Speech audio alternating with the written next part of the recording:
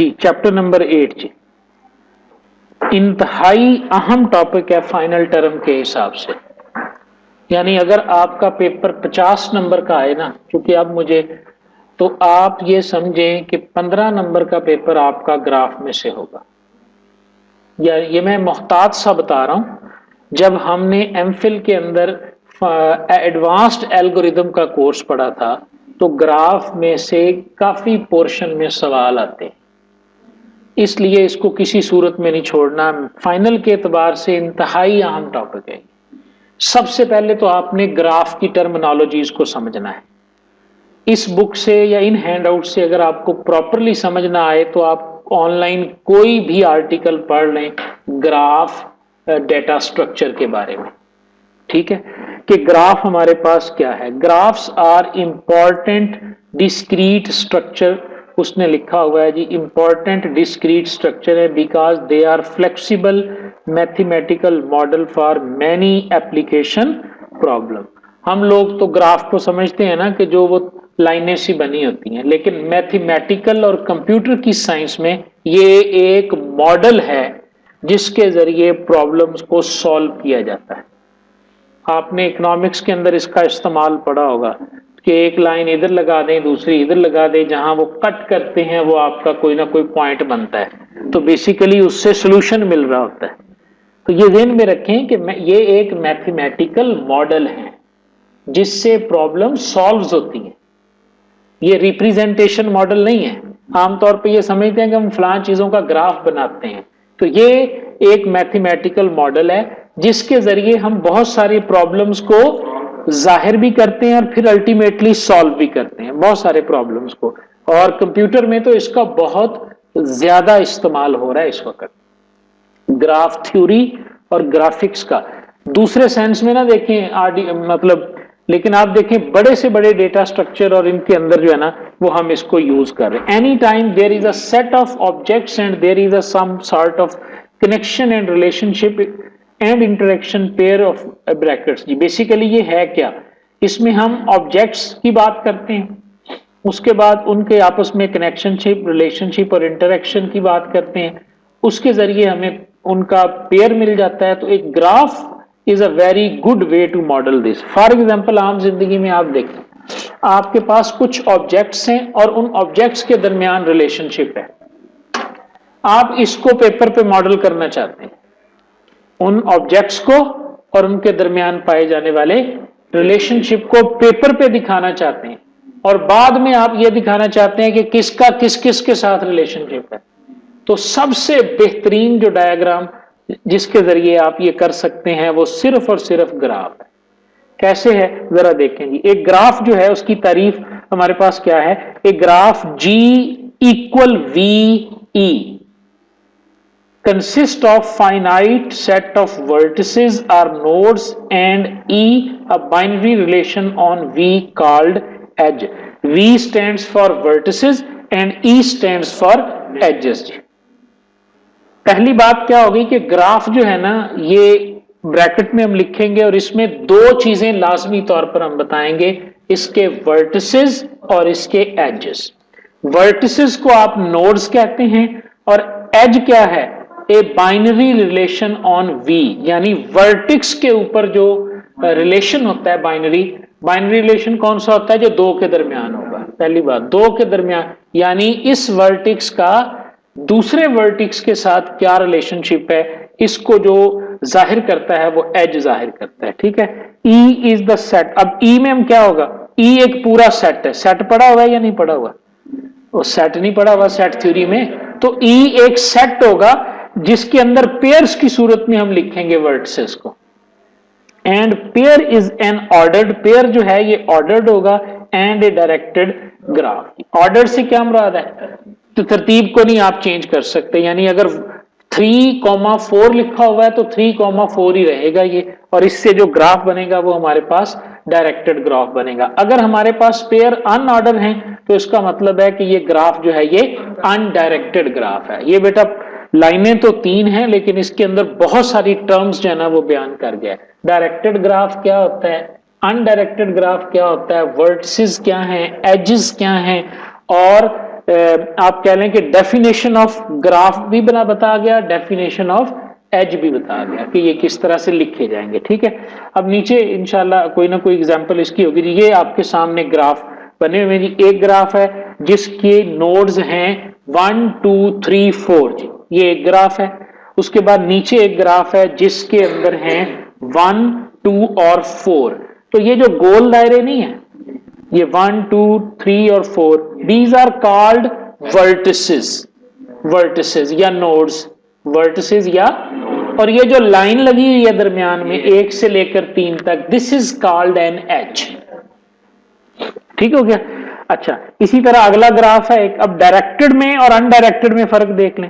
Directed graph के जो edges हैं उन पे एरो बना हुआ है, ठीक है, और जिन पे एरो नहीं बना हुआ ये अनडायरेक्टेड ग्राफ्स हैं। यानी अब 1 और 3 के दरमियान रिलेशन है, लेकिन ये नहीं पता कि 1 से 3 की तरफ है या 3 से 1 की, क्योंकि कोई डायरेक्शन मेंशन नहीं है, लिहाजा this is called undirected graph. तो ये वाली जो लाइन है, ये जो 1 और 3 के दरमियान है पहले ग्राफ के अंदर, ऑन द लेफ्ट जो पहला ग्राफ आपको नजर आ रहा है, अगर मैं इसका एज लिखूं तो मैं क्या लिखूंगा ब्रैकेट के अंदर, 1 व 3 भी लिख सकता हूं और 3 व 1 भी लिख सकता हूं। लेकिन इसके साथ वाले ग्राफ पे आ जाएं, 1 3 2 और 4 एजेस भी हैं और एजेस की डायरेक्शन भी मौजूद है। तो अगर मैं 1 और 3 के एज को जाहिर करना चाहता हूं तो मैं क्या लिखूंगा, 1 3, 3 1 में यहां पे नहीं लिख सकता। ठीक है जी, ये तो हो गई ग्राफ और इसकी जी। उसके बाद आपके पास पहला जो है ये ग्राफ है, सादा ग्राफ है। दूसरा जो है वो डायरेक्टेड ग्राफ है, इसकी भी समझ आ गई। तीसरा हमारे पास मल्टी ग्राफ है। चूंकि क्या है इसका मतलब है मल्टी का, कि 2 वर्टिसेस या नोड्स के दरमियान, हाँ जी ठीक है जी। सेल्फ लूप का मतलब क्या है, जब एक एज का एक नोड अपने आप की तरफ ही डायरेक्शन होगी तो ये फिर लूप कहलाएगा, और इसे हम डाइग्राफ या लूप ग्राफ कहेंगे। ठीक है बेटा, ये चारों बातें समझ में आ गई। अब आगे अगली चीज जो हमने इसके अंदर सीखनी है, vertex W is adjacent to vertex V if there is an edge from, ये डेफिनेशन भी बड़ी अहम है। मैं तो हर दफा भूल जाता हूं जब मैं पढ़ता था as a student. Adjacency, adjacency जो है ना, ये आपको पता होना चाहिए। अब वो कहता है कि आपके पास आप एक नोड पे मौजूद हैं और आपसे पूछा जाता है इस नोड की एडजेसेंट नोड्स कौन सी हैं, एडजेसेंट नोड्स कौन सी हैं। तो उस नोड का जिसके साथ एज मौजूद है वो उसकी एडजेसेंट नोड्स हैं। ठीक है, मसलन ऊपर वाले ग्राफ में ही आ जाए, मल्टी ग्राफ में देखें जरा। मल्टी ग्राफ में अगर मैं मल्टी ग्राफ में जरा देखें आप, अगर मैं मल्टी ग्राफ में पूछूं कि नोड 1 जो है इसके एडजेसेंट वर्टिक्स कौन कौन से हैं, तो एक तो इससे 3 की तरफ जा रहा है तो 3 भी इसका एडजेसेंट है, 4 भी एडजेसेंट है और 2 भी एडजेसेंट है। ठीक है, और अगर मैं पूछूं 2 के कौन से हैं तो 2 का 4 ही है सिर्फ, क्योंकि इससे उसकी तरफ एज है। क्या लिखा हुआ है, vertex W is adjacent to vertex V if there is an edge from V to W। अगर V टू W यानी डायरेक्टेड एज अगर होगा तो फिर हम उसे कहेंगे कि ये उसके एडजेसेंट है। बहुत जरूरी चीज है, समझने वाली है। इससे रिलेटेड एक सवाल आता है पेपर में, और वो सवाल ये नीचे वाली डायग्राम देखें 8.2 1 3 2, और ये एक अनडायरेक्टेड ग्राफ है और यहां पर एडजेसेंट वर्टिसेस लिखे हुए हैं। अक्सर पेपर में सवाल आ जाता है, ग्राफ बना होता है और आपसे कहा जाता है एडजेसेंट वर्टिसेस लिखें। तो आप देखें 1 के कितने हैं, 1 और 2 है, 1 और 3 है, 1 और 4 है, और 2 का जो है वो हमारे पास 4 है। पूरे हो गए हैं ये। बाकी अगर आप देखें तो ये पूरे हैं, यही मैक्सिमम इसके बनते हैं। इस बात की समझ आ गई। अच्छा, ये तो हो गए कि आपको ग्राफ दिया जाए और आपने उसके एडजेसेंट वर्टिसेस कैसे लिखने हैं।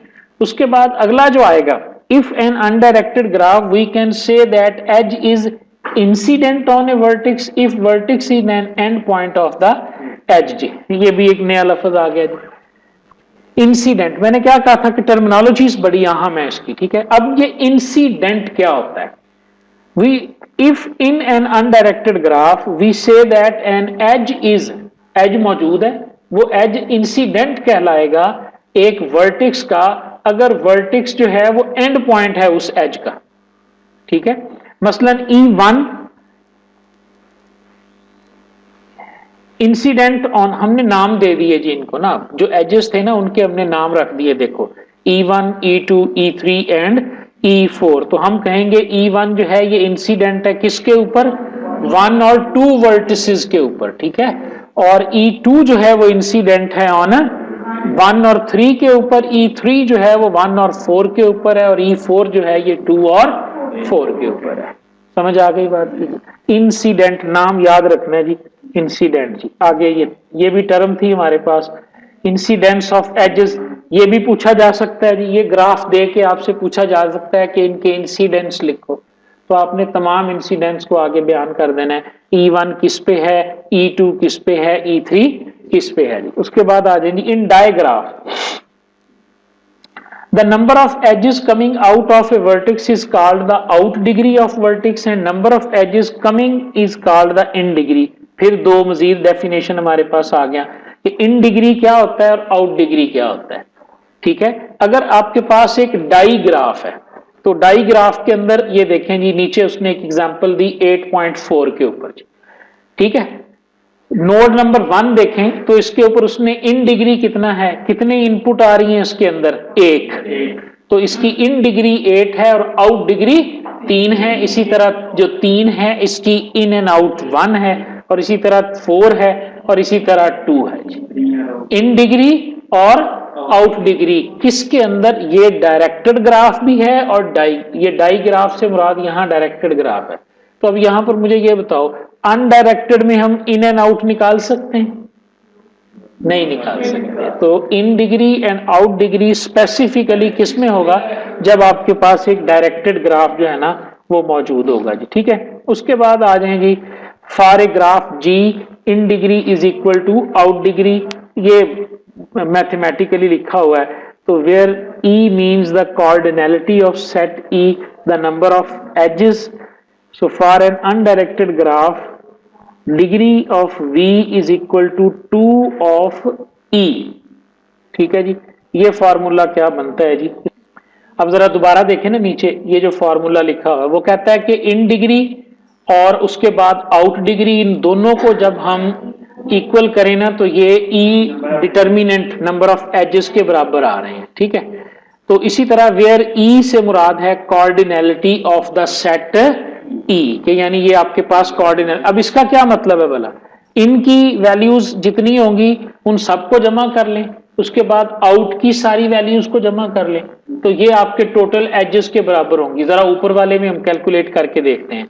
एजेस है हमारे पास 6, एरो गिने जरा, 1 2 3 4 5 6। अब इन वाले सारे गिनो कितने बनते हैं, 6, और आउट वाले टोटल करो कितने बनते हैं, 6 हैं। तो यही बात वो बताने की कोशिश कर रहा है कि इन डिग्री जो होती है किसी भी ग्राफ की आउट डिग्री के बराबर होती है, और ये बराबर होते हैं नंबर ऑफ एजेस के। और नीचे उसने फिर एक फार्मूला बताया कि अगर आप सिर्फ डिग्री ऑफ वर्टिसेस निकालो, अब डिग्री ऑफ वर्टिसेस से क्या मुराद है, इन भी और आउट भी, तो ये बराबर होगा 2 मल्टीप्लाई बाय एजेस, यानी जितने आपके पास एजेस हैं उनको डबल कर लोगे तो आपके पास वो बन जाएंगी डिग्री ऑफ दी, ठीक है जी। ये भी एक छोटा सा न्यूमेरिकल या इस तरह का आपके पास आ गया। अगली अहम डेफिनेशन क्या है, a path is a directed indirected graph is a sequence of vertices v0 v1 vk such that vi minus 1 comma vi is an edge for 1 to k graph, ठीक है जी।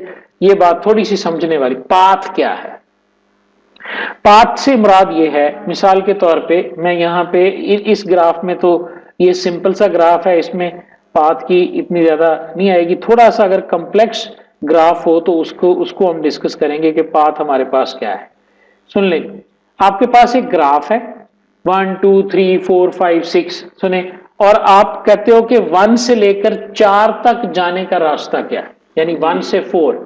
तो आप देखते हो कि 1 जो है वो 2 से कनेक्टेड है और 2 जो है वो 4 से कनेक्टेड है, फर्ज कर लेते हैं। तो पाथ क्या बना फिर, 1 2 4, 1 3 तो नहीं है, 1 कनेक्टेड 2 से है और 2 कनेक्टेड 4 से है, तो 1 से 4 का पाथ क्या बना, 1 2 1 dash 2 dash, this is called path. और ये डायरेक्टेड ग्राफ में होगा, क्योंकि डायरेक्शन गिवन होगी तो पता चलेगा ना कि 1 से हमने 2 पे जाना है, 2 से हमने S पे जाना है। ठीक है, पाथ हो गया, ये क्लियर हो गया। पाथ इन ए डायरेक्टेड ग्राफ, बेसिकली यही लिखा हुआ है उसने ना, सिर्फ लिखने का अंदाज चूंकि मैथमेटिकल है।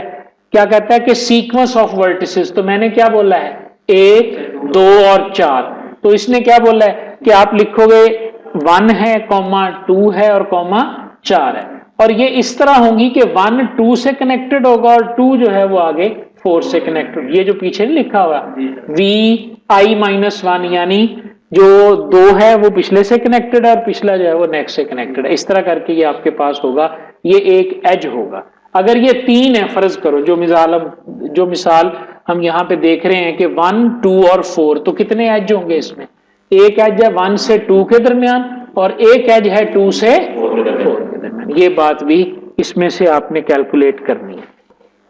अब पाथ जब आएगा ना समझ, तो फिर हमें एक और चीज समझ आएगी जिसका मकसद है हमारे पास साइकिल। अगली टर्म आ गई, a cycle in directed graph is a path containing at least 1 edge, जिसमें कम से कम एक एज हो, and for which v0 is equal to V K.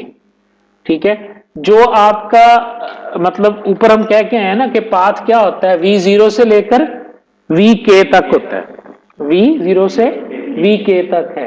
ठीक हो गया। अब vk क्या है, आखिरी वर्टिस, और v0 जहां से आपने शुरू किया।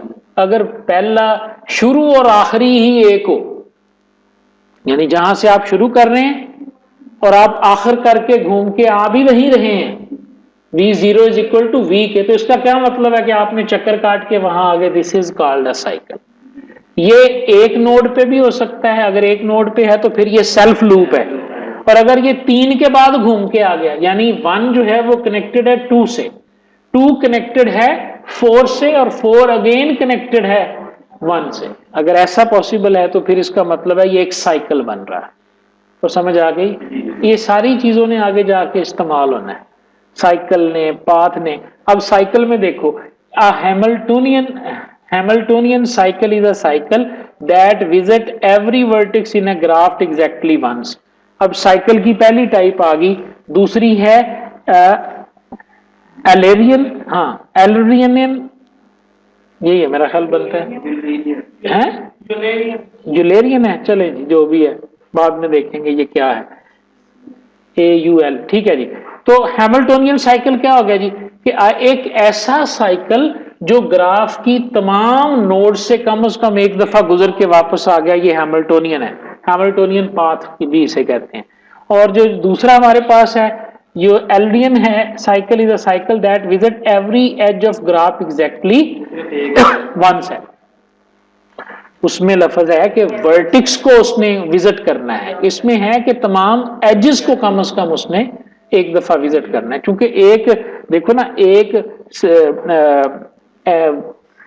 एक वर्टिक्स से दूसरे वर्टिक्स के दरमियान 2 एजेस भी तो हो सकते हैं ना, तो वो हो सकता है दूसरे वर्टिक्स का घूमना और चीज है, एजेस से घूमना और चीज है। चूंकि ये ध्यान में रखें, एक वर्टिक्स से दूसरे वर्टिक्स की तरफ मल्टीपल पाथ हो सकते हैं, मल्टीपल पाथ हो सकते हैं, तो इसलिए अब ये देखिए मल्टीपल पाथ की एग्जांपल इसके नीचे ही मौजूद है।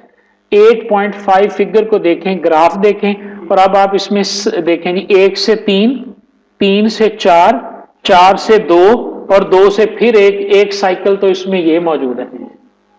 उसके बाद देखें 1 से 4, 4 से 2 और 2 से फिर एक साइकिल इसमें ये मौजूद है, और एक साइकिल है 1 से 2 और 2 से वापस, ये टोटल नंबर ऑफ साइकिल्स जो हैं वो इसके अंदर ये वाले।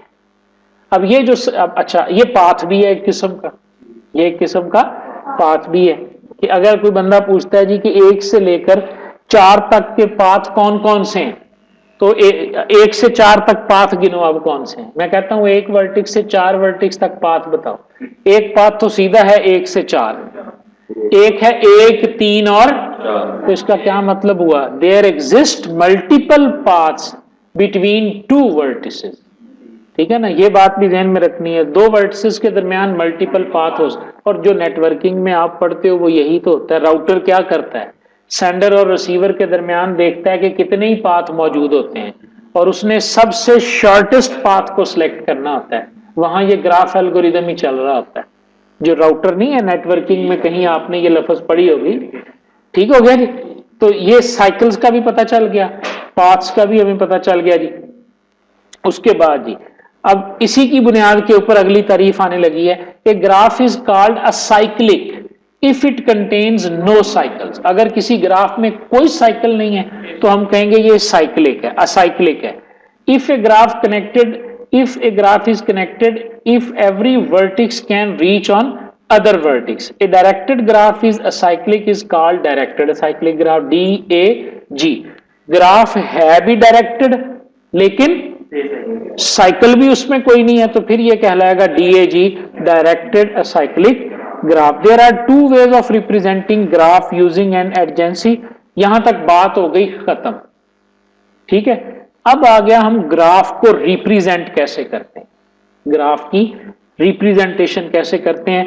तो ये एक नई टेक्निक है जो यहां से आगे शुरू होगी, इसका नाम है adjacency matrix. Adjacency important question है, ये इंपॉर्टेंट क्वेश्चन है ये फाइनल के पॉइंट ऑफ व्यू से। ये जो कुछ लिखा हुआ है ये आपकी समझ में नहीं आएगा, मैं आपको डायग्राम बताता हूं, वहां से डायरेक्टली आपकी समझ में आ जाएगा। डायग्राम 8.6। एडजेसेंसी मैट्रिक्स कैसे बनता है, या पेपर में मैट्रिक्स दिया होगा ग्राफ बनाने को कहा जाएगा, या ग्राफ दिया होगा और मैट्रिक्स बनाने को कहा जाएगा।